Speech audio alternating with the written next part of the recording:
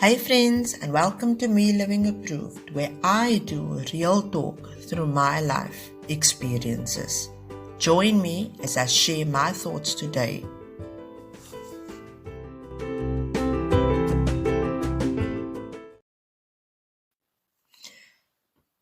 So, what's your thoughts on being afraid and living afraid and doing things afraid? I shared recently on my YouTube channel, I shared around fear and how we can combat fear through faith. But what does it mean when we make the statement, I'm going to do it afraid? Does it mean that I am scared? Does it mean that I am afraid? Does it mean that I'm going to cowardly run into a situation? Or does it in fact mean that even though I am feeling afraid and I'm experiencing all these emotions that's got to do with fear, I will still choose to run ahead and do what I'm supposed to do? I was talking today with a friend of mine. She went for her learner's license appointment and she failed. And she said to me, Dominic, I thought I was going to be very disappointed that I failed. But I actually realized today I conquered a fear. I went into this thing all nervous, but feeling so victoriously ahead of time.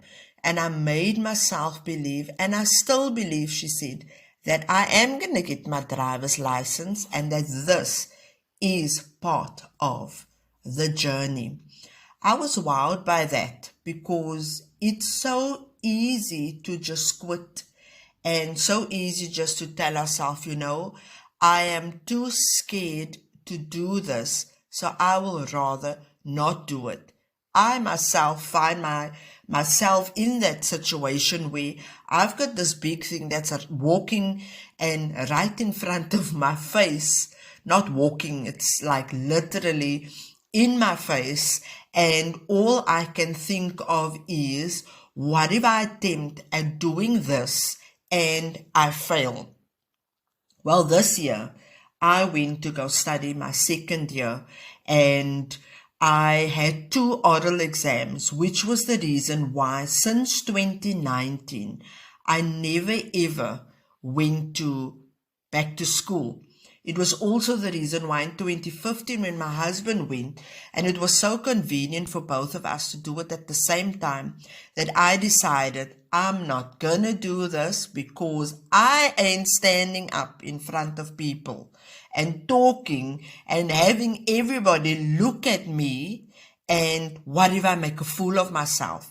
What if I choke? What if I forget the words? What if I'm supposed to say something a specific way and it ends up a completely different way? And then all that I could do is take this leap of faith. All that I could do is get out on the water and girl, start walking. Because that was about all that I could do at that point, because I knew I was supposed to do this. It's been set out for me to do this, and I've been looking and using every excuse for me not to do this. And yet this desire have been building up in my heart for so many years to do this, because for me it was just, if I can only just get past this, I know everything else for me is not necessarily going to be a breeze, but I will be able to conquer just about everything else that followed after that. And let me tell you, I haven't received my final marks yet, but I've received my assignments and my test papers, and I did fairly well that I could be satisfied in how I performed over the year. In fact, this was the year that I clearly heard God speak to me about the fact that I was so focused, because I've always been an academic. I went to university previously and I studied, I got my degree and everything. And years later,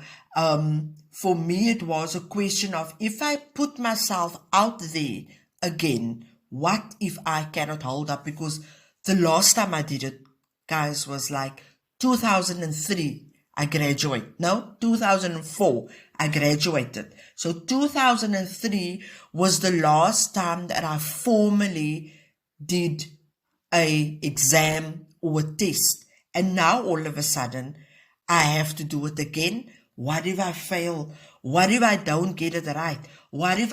And these two oral exams, literally, ladies, was the only thing that stood in my way to get to where I am now in December 2022, where I do believe that I've passed. If I look at my test results, I'm waiting for my final moderated mark to see where did I find myself. But as I said, this whole year, it's like I had my first term test and I did so well. I scored high and I was so chuffed with myself. My husband was chuffed. I was so glad that I could really achieve that, and I put hard effort in that. And in second term, I believe I put a lot in. I made all the effort and I got like 71%. And I mean, for somebody else, 71% is like, wow. For me, it was like, okay, what happened to the other 29%, you know? And then on top of that, my assignment that I handed in with my mid-exam, I lost out on 25% because I read the assignment wrong. And I was like, yo, this is so disappointing because this is not what I set out for myself to do.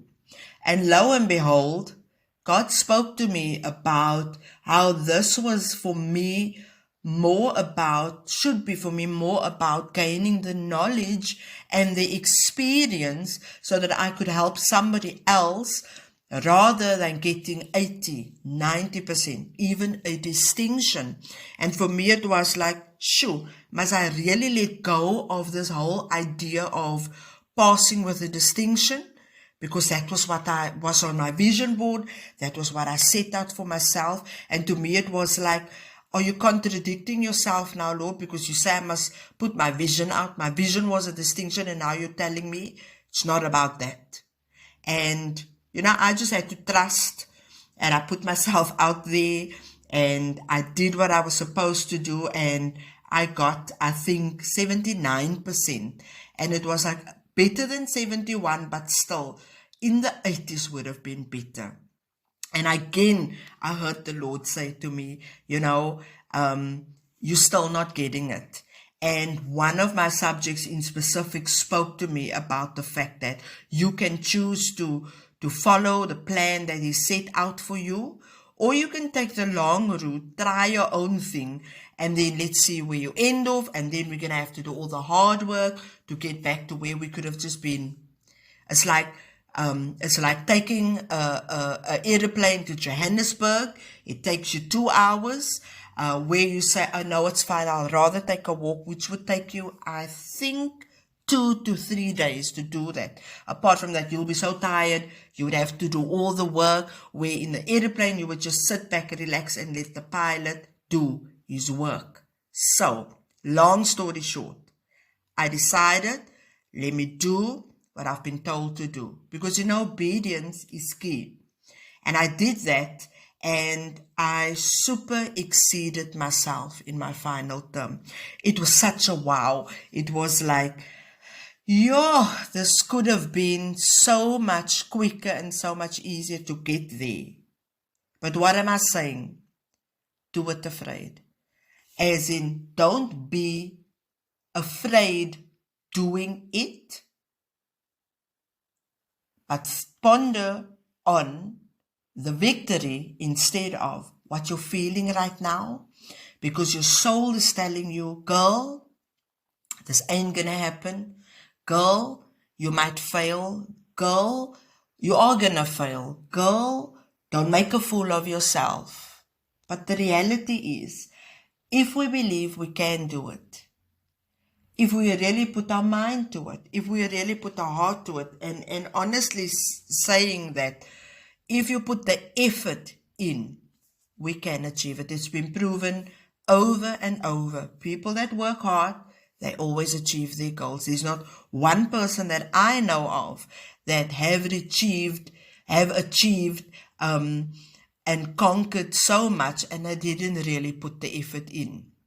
Because the reality check for us, it's going to be hard work. But if I push through and I do it afraid and I tell my feelings, you ain't my boss, you ain't telling me where I'm going, and you are not going to be the one that's going to lead me here, and I'm going to trust God and I'm going to follow my heart, which is my spirit, I'm guaranteed. No matter the outcome, I'm going to be victorious. So let's make a decision to do it afraid, to put the feelings aside and say, I am that Wonder Woman who is going to make it, because just the mere fact that I tried already makes me a winner. And when I set my mindset on that, it doesn't really matter. It would be nice, it would be amazing if I achieve what I wanted to achieve.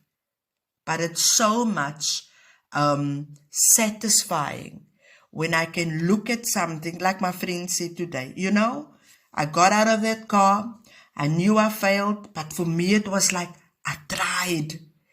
And she walked up, she said, and she made another appointment. So I leave you with that. Do it afraid, but leave the feelings at home. Have an awesome day.